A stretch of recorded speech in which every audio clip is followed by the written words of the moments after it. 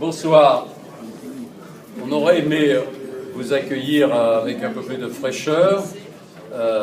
J'espère que nous allons passer une soirée agréable, sympathique et très enrichissante du point de vue intellectuel. C'est l'objet même des débats, des dîners-débats du Club Démocratie, qui vient de tenir son assemblée générale. Et c'était l'occasion pour moi de rappeler ce qui s'est passé récemment.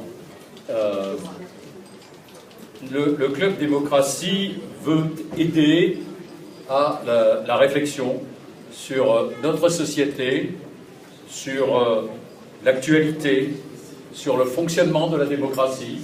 Et nous avons traduit cela dans la dernière période par toute une série de réunions, soit des dîners-débats comme ce soir, soit colloques. De débats, il y en a eu l'an dernier sur le Moyen-Orient, sujet s'il en est d'actualité, sur les élections aux États-Unis. Nous avons débattu sur le rôle des médias. Nous avons fait un colloque sur l'argent et ses dérives. Et nous avons eu aussi une discussion sur un sujet qui est d'actualité, qui est savoir quels sont les modes de représentation et de la participation dans une démocratie, en essayant de faire un parallèle qui s'imposait ou qui ne s'imposait pas entre les événements de mai 1968 et ce qu'on a appelé le mouvement Nuit debout. Ce soir, nous allons écouter et discuter avec Bruno Tardieu, des débats marins au Club Démocratie, connu. Vous aurez l'occasion de parler tout à l'heure et de poser des questions et de débattre, puisque nous allons manger ensemble, ce sera convivial. Bruno Tardieu, je le rappelle, a une formation d'ingénieur NSTA et un doctorat d'informatique. Il a été volontaire de l'association ATD Quart-Monde depuis 1981, responsable du mouvement d'enfants Tapori, de l'action d'enfance à New York, du réseau international des alliés d'ATD Quart-Monde, de toute détresse, et de 2006 à 2014, il a été délégué national du mouvement. Il est aujourd'hui, j'espère ne pas m'être trompé, co-responsable du Centre international Joseph Brzezinski, du nom du fondateur d'ATD Quart-Monde. Alors, quelques chiffres que j'ai trouvés justement dans la revue d'ATD récemment, et qui sont assez impressionnants et qui donnent la mesure du sujet dont nous allons parler ce soir. 7 millions de personnes sont couvertes par des minima, soit RSA, donc le revenu de solidarité active, soit par la H, c'est-à-dire l'allocation adulte handicapé. 7 millions de personnes, c'est-à-dire, en tenant compte des personnes qui vivent à domicile, 11% de la population. Plus de 1 personne sur 10.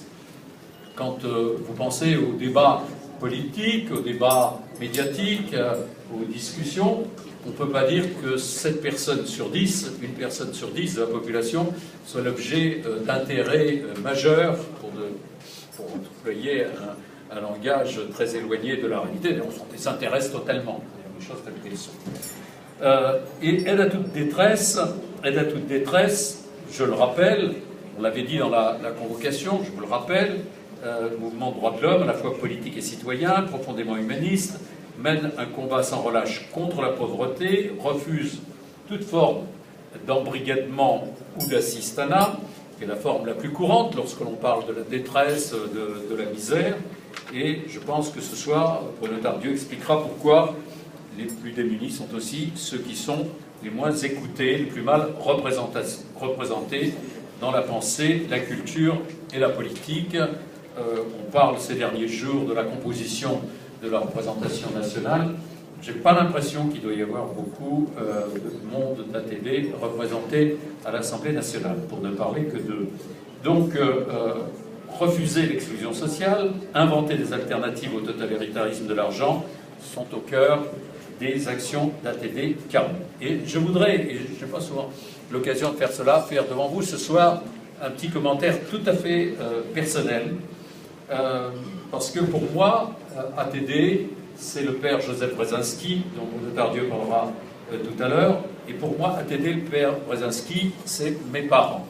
Alors, c'est curieux, parce que je n'ai pas l'habitude, dans la vie politique et dans la vie publique, de parler de mes parents, qui se sont engagés comme volontaires ATD Ça devait être, je vais vérifier avec mon beau-frère, qui est à cette table dans les années 65, au milieu des années 60.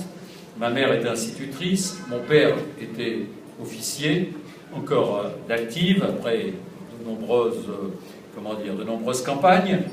Et ils allaient, je les entendais aller à Pierrelet.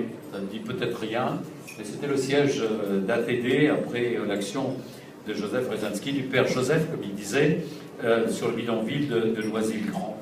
Et moi, j'ai été député du 13e arrondissement à Paris en 1978, et il y avait dans ce 13e arrondissement une cité HLM dégradée qui s'appelait la Bria-Savarin. Et sans m'en parler, je l'ai appris très tard, presque au moment de sa mort, j'ai appris que ma mère avait organisé des rencontres avec les jeunes de cette cité, et elle est dans les halls d'immeubles, et elle faisait, bibliothèque de rue, elle faisait notamment des séances de musique, parce qu'elle était musicienne, on m'a transmis cette qualité, et elle faisait la musique avec les jeunes. Et alors, ce qui m'a beaucoup ému aux larmes, d'ailleurs, c'est qu'elle faisait ça sous son nom de jeune fille.